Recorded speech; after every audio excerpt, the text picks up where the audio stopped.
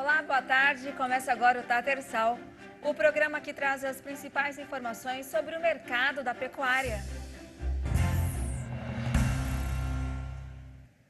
O brasileiro está consumindo mais ovos. É a clássica substituição da carne pelo ovo quando o preço da carne fica muito caro.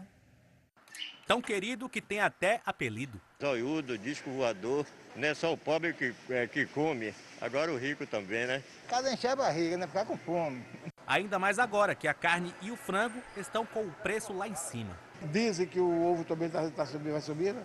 É, seu Carlos, só no acumulado das últimas 4 semanas, os produtores no Brasil aumentaram o preço do ovo em mais de 4% no atacado. O ovo, ele é um resultado de uma ração que é dada para a galinha, que é composta de milho e de farelo de soja.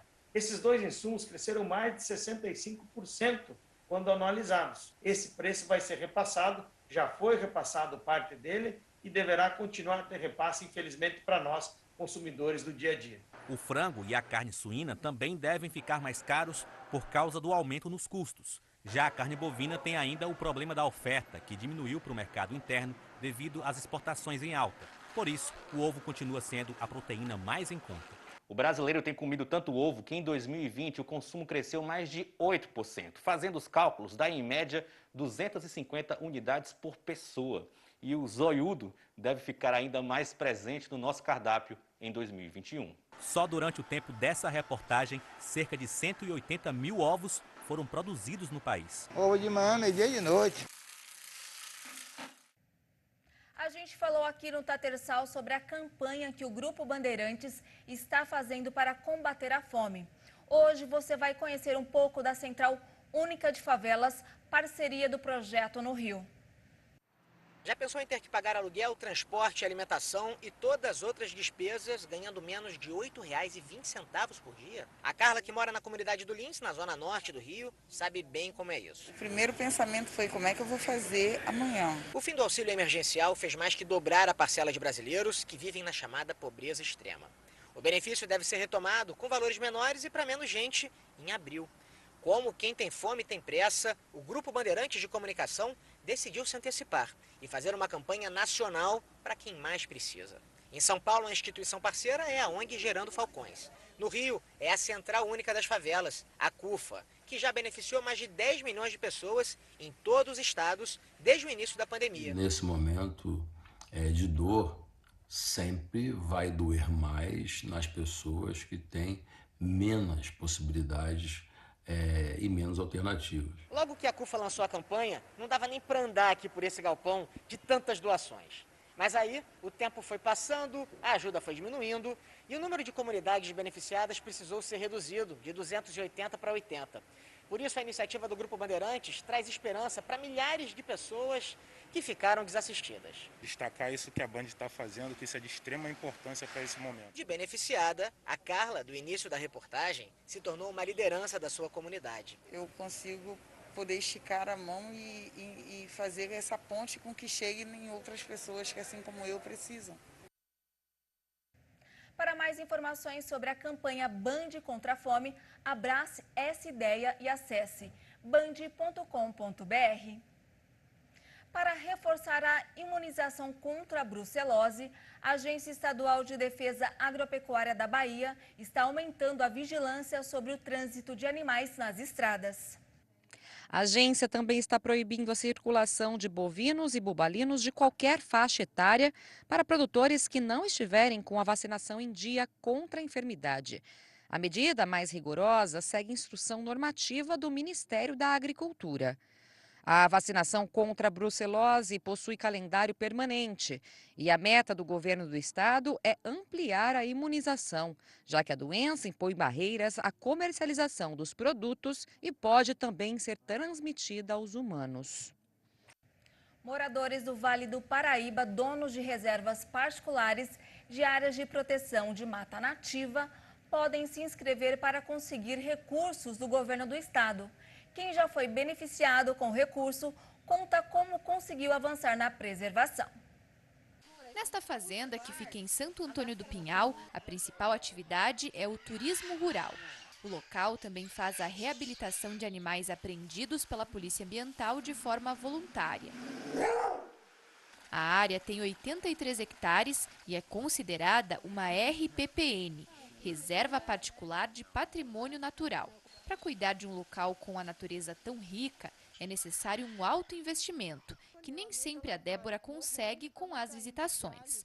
O que ajudou a proprietária da fazenda foi ter sido contemplada em um financiamento do governo do estado para realizar projetos ambientais na área. Com essa verba que nós recebemos,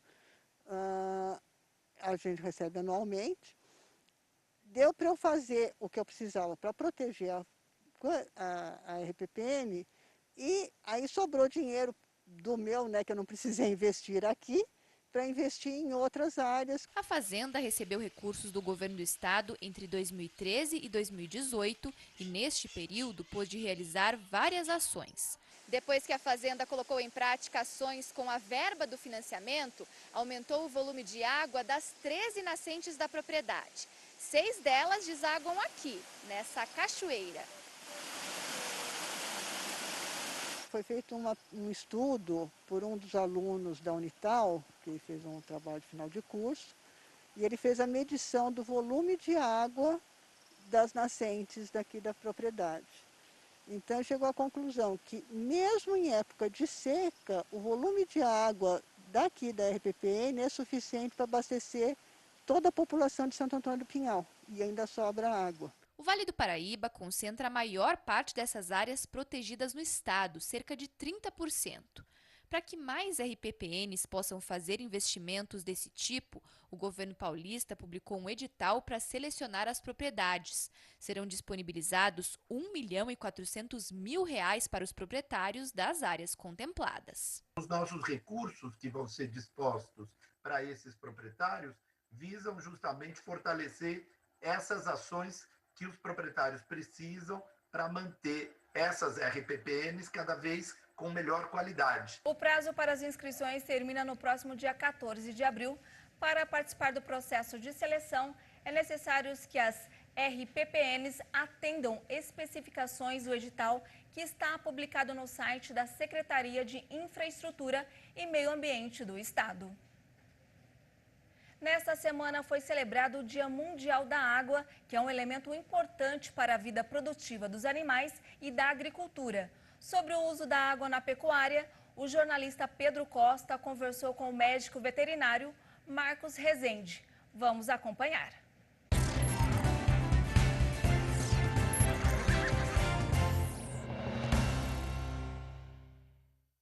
Marcos, a gente sempre conversa aqui, sobre os cuidados com a nutrição, sanidade, manejo. Onde a água entra nessa história? Já tem muita novidade relacionada a isso, né?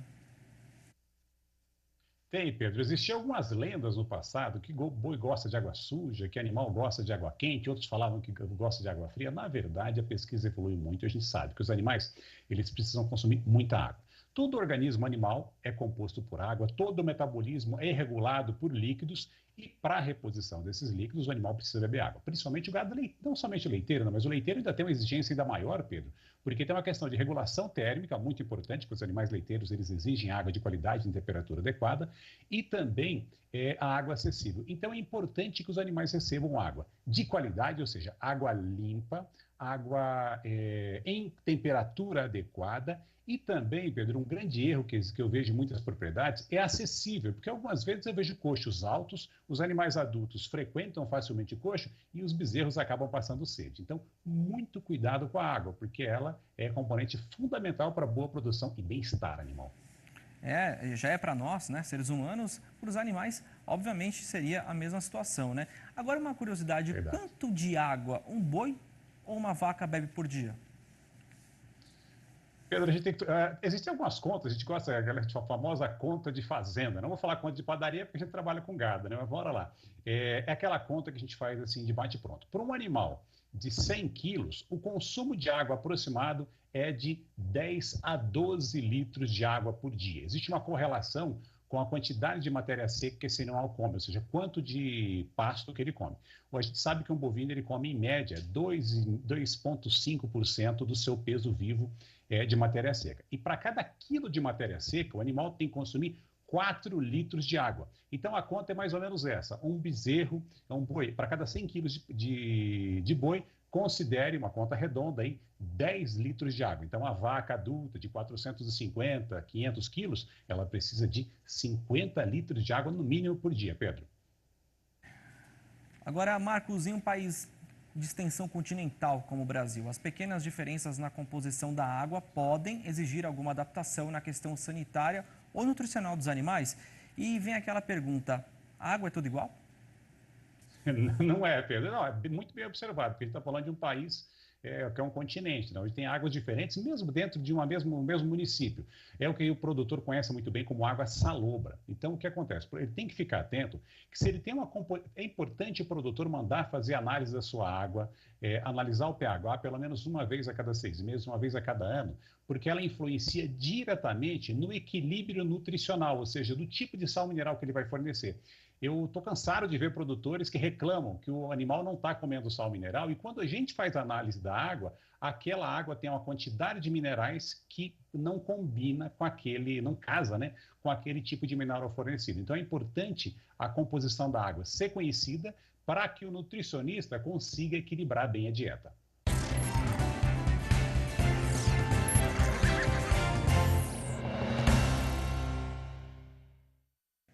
No Amazonas, o fim do período de defeso de 8 espécies marca a reabertura do período da pesca. Assim, boa parte dos peixes mais consumidos podem voltar a ser comercializados na região. Na Amazônia tem mais de 3.000 espécies de peixes, mas são poucas as que são aproveitadas para o consumo. E a volta da pesca agora está permitida para boa parte dos mais vendidos. Pirapitinga, mapará, sardinha, pacu, aruanã, matrinchã, caparari e surubim. Essas são as 8 espécies que voltam a ser comercializadas após o fim do período de defeso. Qual é o peixe que eles mais procuram quando sai do defeso? Mapará, pirapitinga, aruanã, tudo que estava no defeso, a procura é grande, né? O tambaqui e o pirarucu continuam no defeso. E essa regra é levada a sério na Amazônia. Tem até multa para quem for pego pescando em período irregular. Tem que preservar para poder a gente ter peixe, né? E o Tatersal de hoje fica por aqui. Uma ótima tarde para você. E amanhã eu volto com outras informações. Até lá. Tchau.